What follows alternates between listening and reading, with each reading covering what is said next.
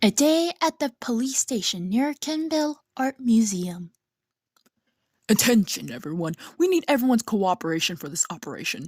Everyone will be a suspect until the Chibinda Ilunga sculpture is recovered. This shall be called Operation ctxt.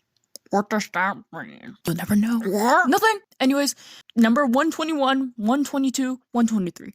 Let me refresh your memories on the culture so that you know how big of a crime this is. If it's important, tell us who made the sculpture. An African from northeastern Angola.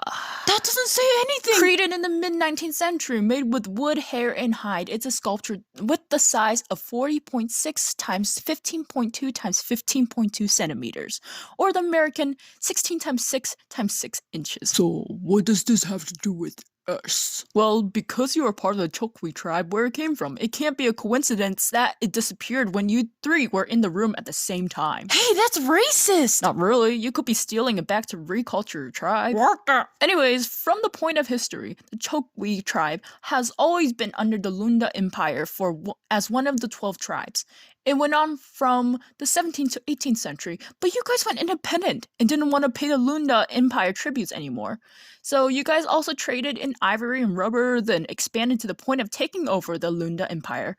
But then you lost it from overexpansion, disease, and colonialism, reducing your area to only Angola, DRC, and Zambia. Okay, thanks for reviewing our history. However, we now survive by growing maniocs, cassavas, yam, and peanuts. You forgot the tobacco, hemp, and maize. Okay, fine, but we also domesticated sheep, goats, pigs, and chickens. We got the women to do all the agricultural work, and we do the hunting. Ooh, female with power. Yeah, and we got no leader, but have alliances with local chiefs. They are legit royal blood because their position is inherited from maternal uncles. We got the village to be led by family headmen, and our society is very simple too, with only descendants of matrilineal line and former enslaved population. But that brings me to the next point. You have low population of just 1 million. Of course you'll try to steal the artifact to bring more tourists in.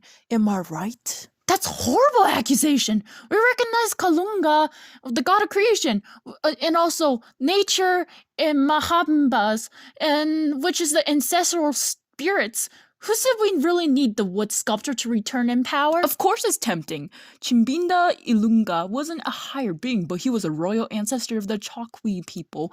He was a highly respected chief, wooed the beautiful Lunda chieftainess. Luel taught divine kinship and the art of hunting to the Lunda people.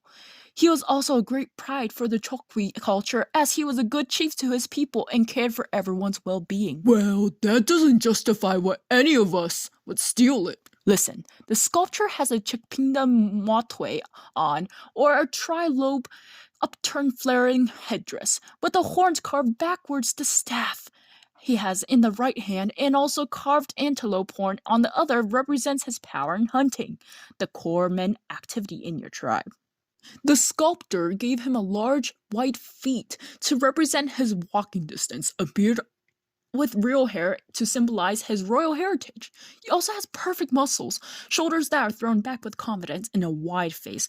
Who wouldn't want such a beautiful wooden sculpture at the center of their plan? And 122, I can see you're getting excited. I was just... No need to deny it. I know it was you. And the other two are just lackeys. Guys, we legit have a CCTV in the room. Why do you think we wouldn't know? We thought lemon juice would work, since it's made ink invisible. Ah, so you smeared it on your face and assumed the camera would censor it. Then why didn't you arrest us in the first place then? Of course, besides confirming your intention and location of the artifact, it was to say this one statement. What? Case closed, with Operation ctxt number 122 as success.